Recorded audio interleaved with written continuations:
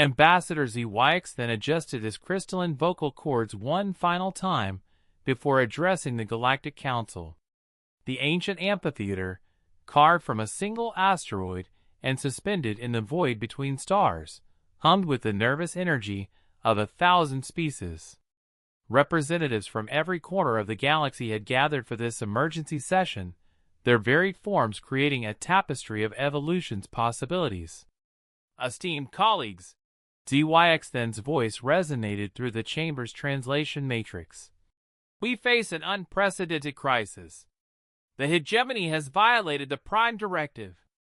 A collective gasp rippled through the assembly. The Vortak delegate, a being of living shadow, flickered with agitation.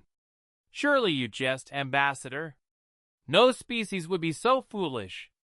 ZYX then's 3 eyes dimmed with regret. I wish I were. 3 standard cycles ago, hegemony forces engaged in mining operations in the Sol system's outer asteroid belt.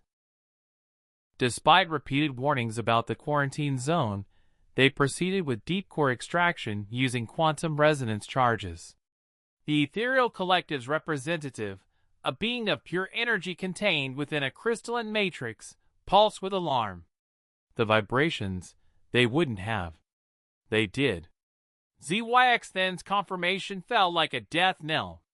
The resonance frequencies penetrated the Sol 3 planetary crust. The humans have begun to stir.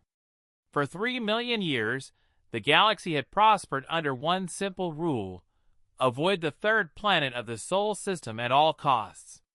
The humans had been sleeping since their last great awakening, when they had swept across local space like a cosmic wildfire. Ancient records spoke of their terrifying adaptability, their inexplicable ability to thrive in any environment, and their disturbing tendency to befriend or domesticate anything they encountered, including several species that had previously considered themselves apex predators. The Kretok military advisor, his chin in a shell clicking nervously, leaned forward. What are the current readings from the monitoring stations? ZYX then activated his portable holodisplay. The 3-dimensional image showed Sol 3, its blue-green surface marred by growing patches of artificial light. Urban centers are reactivating. Their electromagnetic signatures have increased by 400% in the last cycle. Our xenoarchaeologists estimate full awakening within 10 standard years. 10 years, whispered the Gentari representative, her 6 arms trembling. The stories, are they true? Did they really convince the Drakmor hive mind to abandon conquest and take up agriculture? The historical records are unfortunately accurate, ZYX then confirmed. The humans possess an inexplicable ability to influence other species toward cooperation. They call it friendship, though our psychologists have never adequately explained the phenomenon. The chamber erupted in anxious chatter. The mechanical concordat's drone delegate emitted a series of calculated beeps. Query: previous human expansion patterns suggest they will attempt to establish what they term diplomatic relations with neighboring systems. Probability of resistance, minimal. Admiral Vex Nar of the Stellar Defense Corps, a massive reptilian being, stood with obvious effort. We could attempt a preemptive strike while they're still groggy. The suggestion was met with horrified silence. Finally, the eldest member of the council, a gas-based entity from the Andromeda Reach, spoke. Young Admiral, you clearly haven't studied the historical records. The last time someone attacked the humans during their awakening phase, they responded by adopting the aggressor species' orphan children and teaching them advanced mathematics. By the void, someone whispered, they turned an entire warrior race into accountants. ZYX then raised his appendages for silence. The damage is done, colleagues.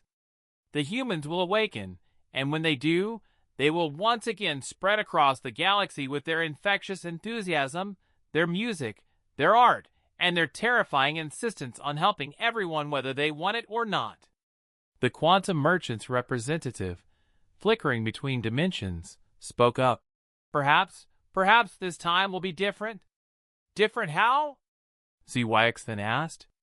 Perhaps this time we'll be ready to be friends. The word hung in the air like a foreign concept, strange and alien, yet somehow appealing.